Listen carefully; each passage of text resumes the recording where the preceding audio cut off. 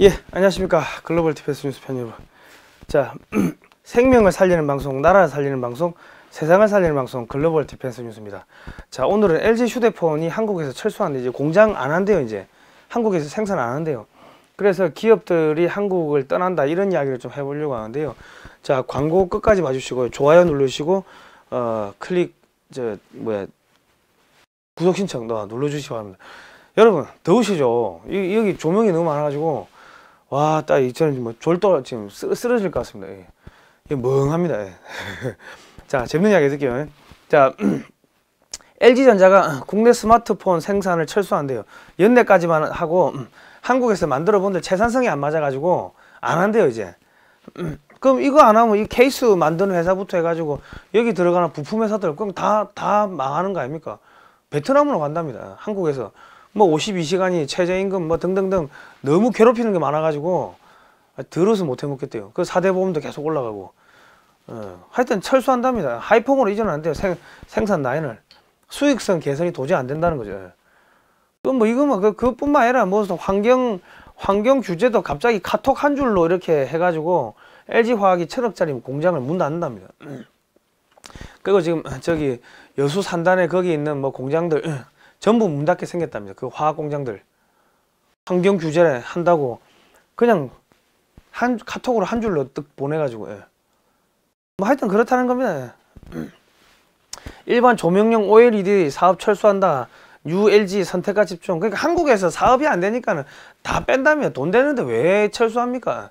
아무리 뭐 구닥다리 브라운관 TV든 뭐든 옛날 기술이라 하더라도 한국에서 돈이 되는 것 같으면은 하겠죠. 한국 인건 비싸고 뭐 온갖 규제 뭐 아우 씨 안 해 하고 그냥 나가는 거예요.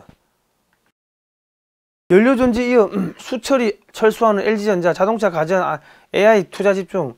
물론 뭐 기업에서 이 그룹에서 뭐 미래를 위해서 뭐 구조조정 한다고 하는데 어쨌든 간에 여기가 장사가 잘 되면 나갈 이유가 있습니까? 그러니까 지금 뭔가 지금 대한민국이 무너져 가고 있다. 여러분들이 그 민주노총이 뭐 데모하고 하지만은 실질적으로 민주노총도 거기 종북 세력들 아주 일부 빼고는 거의 그냥 하청업체들 사람들 아닙니까? 이 하나씩 나가다 보면 다 나가는 거지. 그거 어떻게 됩니까 이거? 망하는 거예요. 여러분들 지금 날아가는 겁니다. 자, 흙바퀴 돌던 수소차 공약, 이번엔 정부는 다를까? 이게 뭐냐면 박근혜 정권 때도 뭐 수소차 뭐 한다고 했는데 그때도 뭐 헛바퀴 돌았는데 지금도 뭐 되는 거 없다, 그 이야기를 하고 있는 겁니다. 말은 뭐 번지르르하게 하는데 되는 거 없다. LCD, OLED까지 중국 물량 공세 공급과잉 현실.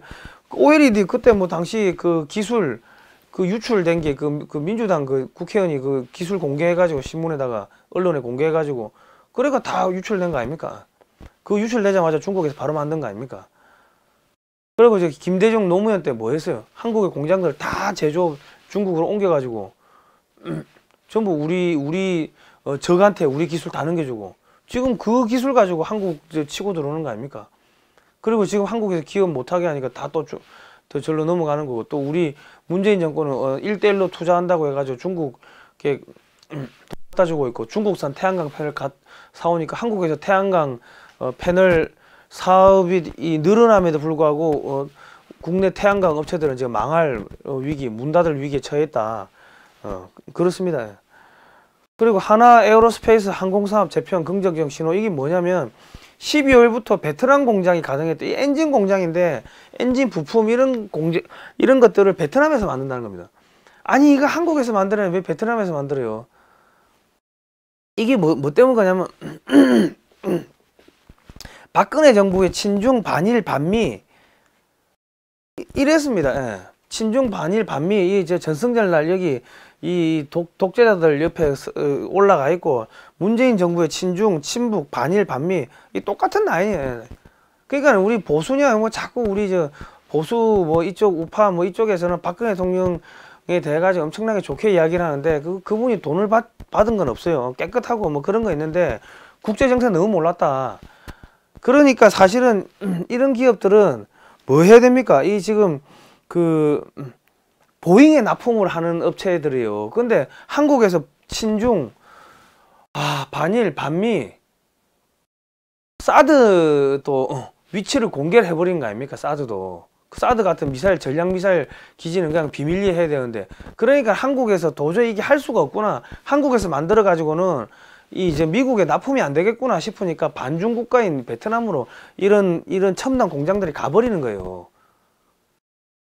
그러니까 이거는 그 제가 계속 이런 이야기하면 우리 박근혜 대통령 좋아하시는 분들은 저를 또 잡아먹으려고 막 욕도 하고 뭐 쌍욕도 하고 뭐 후원금 끊겠다 뭐 이런 이야기도 하시면, 아니 뭐 그 어쩔 수가 없는데, 나라를 살리려고 하면은 기자가 쓴소리 해야 됩니다. 친중하니까는 안 되는 거예요. 첨단 기술들 이게 다 나가는 겁니다. 그리고 이 보십시오. 이 지금 조원진 의원인데, 중국 경제 기회와 도전 현황가시 대응방안 이 2014년 9월 달입니다. 한중 정치 경제 포럼 세미나. 이분들 진짜 이 박근혜 정권에 이 몸담았던 사람들 전부 사기꾼이라고 진짜 한 잔씩 때리고 싶은 게, 내가 2009년인가 10년인가요? 그때 그 중국에 우리 정부에 그 지원금 받아가지고 중국에 뭐 비즈니스 스쿨에 갔다 왔어요. 왜 가니까 거기 상공회의소 사장님들이 뭐라고 하시냐? 왜 왔냐 그러시더라고. 공부하러 왔는데 하니까, 아니 중국 망한 거 안 보이냐고, 넌 신문도 안 보냐? 야, 여기 각 도시마다 공실률이 50%가 넘어가. 공실률이 50%가 넘어간다는 거, 이 망한다는 거야. 이게 터진다는 거야. 그리고 인건비가 일주일 단위로 인건비가 올라간대요. 그리고 뭐야, 저 4대 보험이 아니고 그건 또 뭐 5대 보험이나 주택 비용까지 물린대. 그리고 규제가, 환경 규제 이런 게 뭐 자고 올라오면 생긴대요. 도저히 사업을 할 수 없어가지고 우리는 다 베트남으로 빼는데, 올 것 같으면 진작에 오지 뭐 이제 오냐, 끝물에. 그 이야기를 하시더라고. 그리고 그러면서 봉제 공장 하시는 분도 이 한국으로 들어온대요. 공장을. 아유, 한국에 인건비가 맞습니까 하니까, 한국으로 들어오면은 이 뭐랍니까, 인터넷도 되고 법으로 보호받을 수도 있고, 그리고 중소기업 이런 지원도 받을 수가 있고, 그리고 이 메이드 인 코리아라는 이 브랜드를 붙여가지고 한류 묶어가 팔면은 30% 정도는 또 메이드 인 차이나보다 더 받을 수가 있기 때문에 이 충분히 괜찮다는 거지. 한국에서 외국인 노동자들 써가지고 뭐 이렇게 일자리를 하면, 그리고 이제 여러 가지 중소기업 지원 뭐 이런 걸 받고 하면은, 그래서 한국으로 가겠다는 분도 계시고 베트남으로 가겠다는 분도 계시고, 그 당시에 중국 공장들도 다 베트남으로 빠진다 그러시더라고. 그런데 한국에서는 무슨 뭐 중국 경제 기회와 도전, 기회가 어디 있고 도전이 어디 있습니까? 중국에 다 빠져나가는데. 그리고 우리 그 수업을 하러 오신 그 교수님 중에 청와대에서 학생들 가르치는 그 교수님이 있었는데, 그분 하시는 이야기가, 여기 왜 왔어요? 그럼 공부하러 왔습니다. 그러니까 중국에 대해서 공부를 할 것 같으면은 일본으로 가셔야지, 중국으로 왜 오시냐. 일본 가가지고 저기 뭐지, 저 노무라 증권의 그 증권 보고서를 읽어라. 그게 제일 정확하다. 그 이야기를 하시더라고요. 그 교수님은 왜 왔어요? 하니까, 야, 중국에 와서 술 마시고 관시하려고 온 거지. 그 누가, 어느 또라이가 중국에 저기 공부하러 오냐고. 그 이야기를 하시더라고요. 그게 2009년인가 10년이 그랬습니다. 그런데 지금 한국에서는 오니까 뭐 중국이 G2다, 세계 G2가 돼, 뭐 중국이 미국을 이길 거다, 뭐 이런 정치인들 나가지고 거짓말하고, 다 거짓말인 거예요. 자기들은 이 사람 옛날에 보니까 중국에 사업했다 하더만, 사업했으면은 그 뭐 중국 경제가 어떻게 꼬꾸라지고 하는 거 누구보다 더 잘 알았을 건데, 중국 경제 기회와 도전 이런 거짓말, 또 말도 안 되는 이런 거 해가지고 우리나라 기업인들 다 중국에 가게 하고, 중국 그 기술 가지고 지금 중국이 한국 치고 들어오는 거 아닙니까?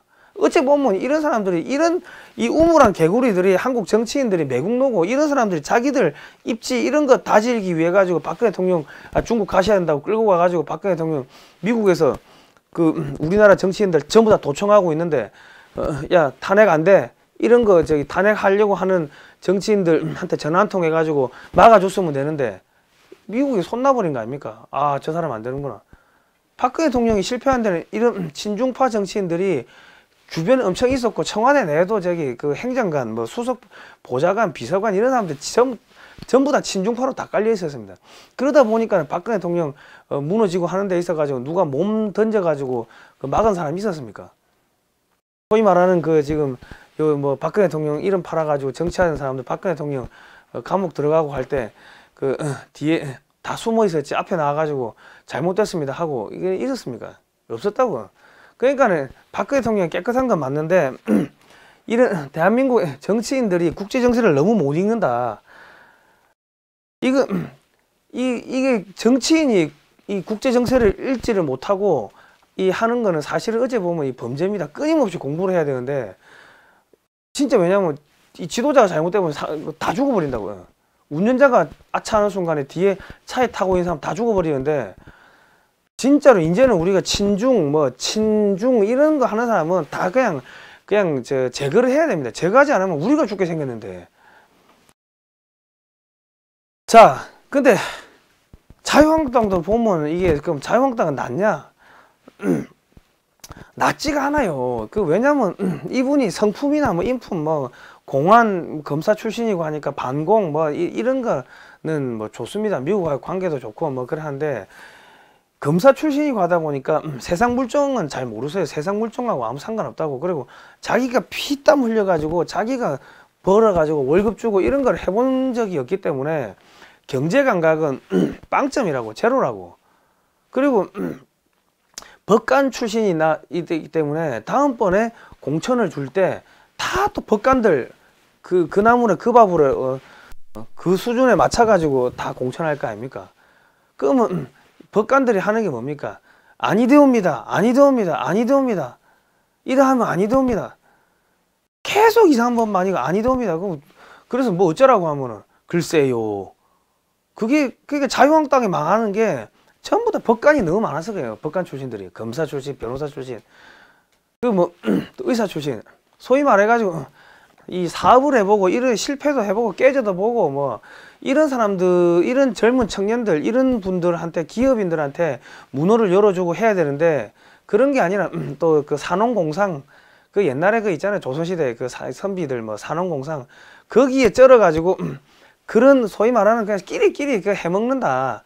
이번에도 그래 될 가능성이 매우 높다. 그러니까는 이 문재인 정권보다는 조금은 낫겠지만은 그렇게 확 바람을 일으킨다든지 태풍이 몰아쳐가지고 물 저 밑에 있던 그 해저에 있던 물이 물 위로 용솟음 친다든지 그러한 그건 없을 거다. 기대하기 어렵다. 저는 그래 봅니다. 정확하게. 내가 황교안 대표 지도자감이라고 내가 띄워드리는 그런 방송을 많이 했는데 경제적으로 봤을 때는 좀 그러지 않겠냐. 그렇습니다. 그리고 지금 세월호 참사 일반 희생자 추모 5기 이런 데 가셔가지고 이렇게 하시는데 아니 내가 왜 이런 현상이 생깁니까? 내가 물어보니까 당에 계신 분한테 물어보니까 자유한국당에도 옛날에 민노총 운동권에서 이 보좌관을 엄청나게 넘어왔다더라고요. 자유한국당 당직자도 그렇고 또 박근혜 대통령 때도 대통합 한다고 해가지고 이 호남 출신들 많이 뽑고 했는데 그때 운동권들이 엄청나게 들어왔대요. 그러니까 이 보좌관들 이미 국회의원들이 회의할 때부터 그런 아이디어가 야당 운동권으로 실시간으로 넘어간답니다. 그 이야기를 누가 땅을 치면 개탄하면서 하시더라고요. 그러니까는 이거는 교통사고예요. 교통사고. 이제 그만할 때 됐습니다. 부모도 5년상을 안 하는데 이게 해도 너무한 거 아닙니까? 이런 말씀을 하셔야 되는데 여기를 간다는 거는 이 황교안 대표 옆에 보좌관들도 다 운동권에서 있던 사람들이 와가지고 옷만 갈아입고 있다. 그래 봐야 되는 거예요. 그게 지금 심각한 겁니다. 그러니까 또 무슨 이야기를 하느냐. 당 관료들이